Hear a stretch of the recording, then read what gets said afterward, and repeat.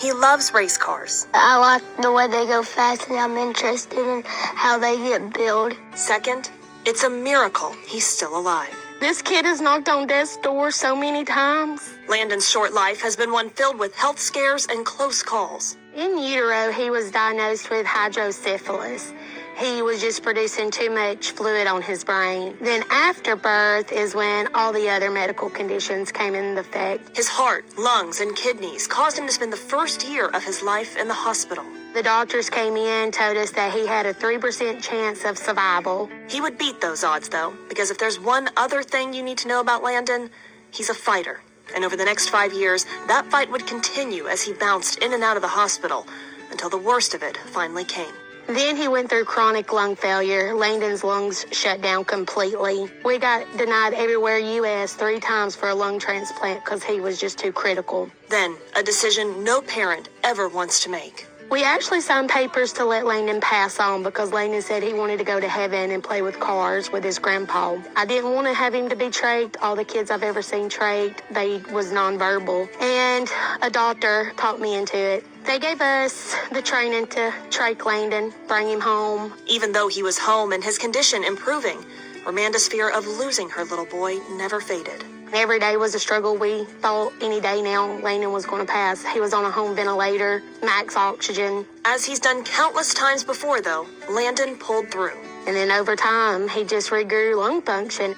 They eventually took us off the ventilator. Landon was able to attend a meet and greet at a local racetrack where he would meet Noel Bailey, a veteran driver on the verge of giving up his passion. I told my wife I wasn't going to race no more. Financial problems and just whatever. I saw Landon and his mama coming. He was just bubbly, happy-go-lucky. So I was walking, and I was like, I want to go see this number 30. And I did, and he was like, hey, my name is Noel. And I said, hey, nice to meet you. Noel, my name is Landon. And I was like, okay, yeah, I'm going to pull for this driver ever since. He asked me, he said, are you coming back next weekend? I done told my wife I wouldn't. I said, buddy, you coming back? He said, yeah, I'm coming to watch you. And we just made a big bond right then. So I told my wife, and she said, how we gonna do it? I said, I don't know. I said, the good Lord opened doors. That open door came in the form of an unexpected phone call from an old friend who gave Noel new tires and a drum of fuel, enough to keep his promise to his new friend. So the next weekend, I was back down here. Over time, Landon and Noel's friendship grew. We got a special bond. I can be having a bad day, and he'll call me. Hey, Noel. Hey, Randy. Well, as soon as I hear that voice, it just changes everything. Landon became Noel's biggest fan, the two of them often celebrating together in Victory Lane.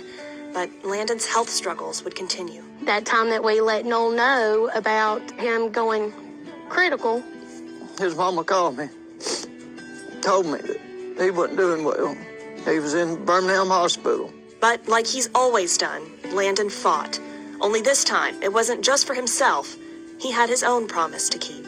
Landon was so worried he was going to miss the racetrack that Saturday, and Landon made a deal with the doctor, and he said, if you can't be out here by Wednesday, you can go to the track if your mama will let you. He called me. He said, no, what's up? You never can tell he's sick, because he's just bubbly, just like he is today. I'm crying, he's laughing. He said, I'm coming to races Saturday. And I said, buddy, don't worry about it. I said, if you can't come, you need to worry about getting better. Little did I know, this tough little kid was here Saturday night. Today, Landon's lungs work as they should, so do his heart and kidneys.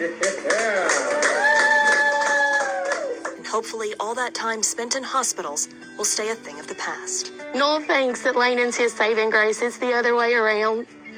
Noel was Landon's saving grace because he is determined to be here with Noel. And seeing that smile on Landon's face is something that makes a mother's heart fall, because Landon shouldn't be here today. But he is. And that smile hasn't faded. Just a few minutes ago, I was on the tractor with Noel, and I was like, man, we're going to be famous. So for now, Landon and Noel will continue to enjoy their time together at the track for what it is, a gift. It's just two people meant to cross paths in life, and God sent him to me, and it's been a journey. A journey that Landon and Noel hope will include a lot more Saturday nights at the track. I just like the way they go fast, and I love Noel Bailey. And a few more times in Victory Lane.